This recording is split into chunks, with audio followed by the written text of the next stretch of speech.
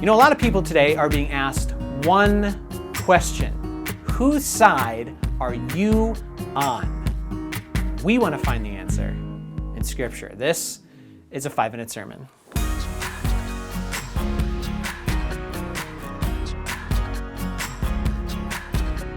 So I was reading through the book of Joshua, and I found a really interesting episode right towards the end of chapter 5.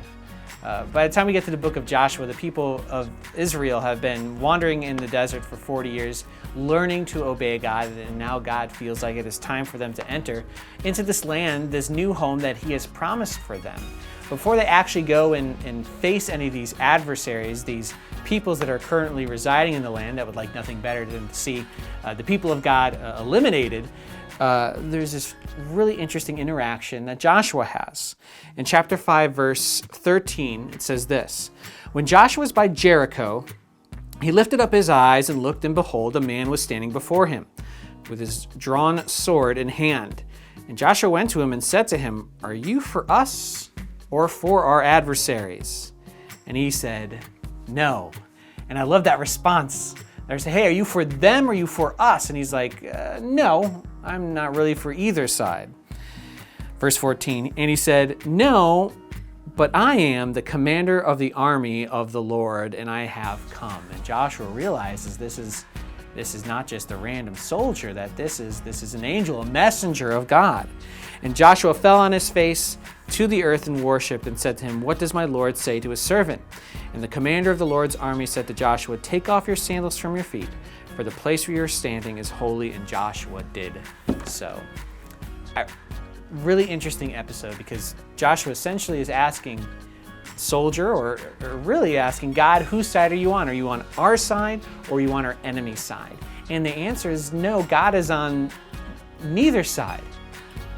God desires His people to be on His side, on God's side.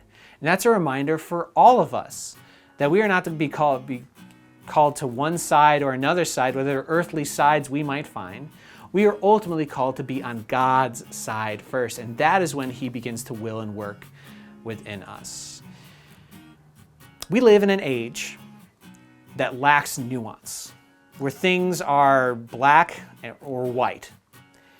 And we live in a time of incredible polarization in our society, that people are expected or assumed to be all on one side or another, without any of the nuance that is natural for humans to have.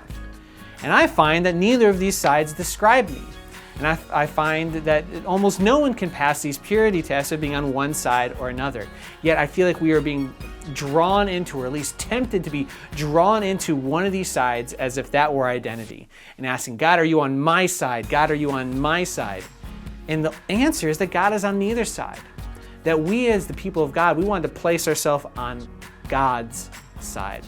And the reason this is so important today, that we don't identify first with any of these groups, but we identify first with God, is that we will participate in our communities. We may participate in our politics and our government. We may participate in various places where people are currently being polarized. But we, if we're a people of God, is staying centered on Him and are first viewing ourselves and our identity as being on God's side and as being of God's people, have an opportunity to be peacemakers in our land.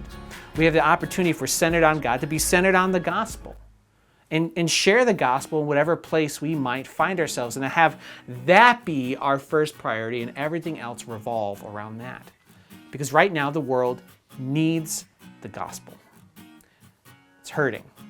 It needs hope. And we have an opportunity as the people of God, if we stay centered on Him, if when we comes for us the time to choose sides, we choose His side in His message of hope to the world, that we might really be able to impact the people around us. And so I pray that those of you who are followers of Jesus Christ who are watching that would take that opportunity this week, to find that opportunity to show the love of Christ to someone, to share the gospel, to be the gospel in your community, to share the hope that God has. Because the world really needs hope. And the Lord has that hope for people who will hear it. I'm Shane. That's a 5-minute sermon.